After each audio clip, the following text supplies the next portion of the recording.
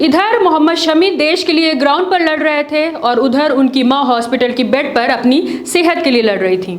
शमी की मां को अपने बेटे का फाइनल मैच देखने के लिए अहमदाबाद आना था, लेकिन उससे पहले ही उनकी हालत इतनी ज्यादा खराब हो गई कि उन्हें हॉस्पिटल में एडमिट कराना पड़ गया। मोहम्मद शमी को पूरी बात मालूम थी, लेकिन फिर भी वो घर भागने के बजाय देश को जिताने के लिए ग्राउंड पर डटे रहे और अपने पहले ओवर में ही भारत को एक बड़ा विकेट भी दिला दिया। गुजरात के अहमदाबाद में हो रहे क्रिकेट वर्ल्ड कप के फाइनल मैच के बीच इंडियन टीम के स्टार और तेज गेंदबाज मोहम्मद शमी की मां की तबीयत अचानक बिगड़ गई। शमी की मां की तबीयत खराब होने के बाद पहले उन्हें पास के हॉस्पिटल ले जाया गया, लेकिन वहां उनकी हालत में कोई सुधार नहीं हुआ तो शमी के घर वाले उन्हें लेकर मुरादाबाद के सुपरटेक हॉस्पिटल पहुंचे, जहां उनकी हालत देखकर उन्हें एडमिट कर लिया गया।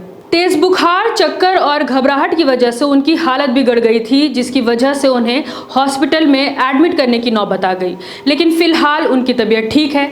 डॉक्टरों ने कहा है कि कोई सीरियस मामला नहीं है और उन्हें जल्द ही डिस्चार्ज भी कर दिया जाएगा। आपको बताते चले कि शमी का पूरा परिवार फाइनल मैच देखने के लिए अहमदाबाद जाने वाला था, लेकिन मां की तबीयत अचानक खराब हो जाने की वजह से उन्हें हॉस्पिटलाइज करना पड़ा, जिसके बाद सिर्फ उनके बड़े भाई हसीब और उनका पूरा परिवार ही नरेंद्र मोदी स्टेडियम जा सके। उत्तर प्रदेश के अमरोहा में उनकी मां ने एक दिन पहले ही अपने बेटे और टीम इंडिया को वर्ल्ड चैंपियन बनने के लिए दुआएं दी थी। समाचार एजेंसी ANI से बात करते हुए शमी की मां अंजुम ने अपने बेटे को ऑस्ट्रेलिया के खिलाफ फाइनल मैच के लिए दुआएं देते हुए कहा कि अल्लाह शमी को कामयाबी दे, तरक्की दे, ताकि वो वर्ल्ड कप घर ले आए।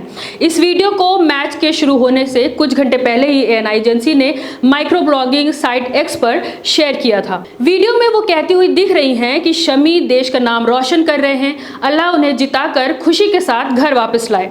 शमी ने वर्ल्ड कप 2023 में आग लगा दिया है। पहले 4 लीग मैचों से बाहर रहने के बावजूद उन्होंने फाइनल के पहले 6 मैचों में 23 विकेट झटके हैं। उन्होंने अब तक 3 बार 5 विकेट और 1 बार 4 विकेट हासिल किए। मैं हूं रुबान सारी और आप देख रहे थे मिल्लत टाइम्स।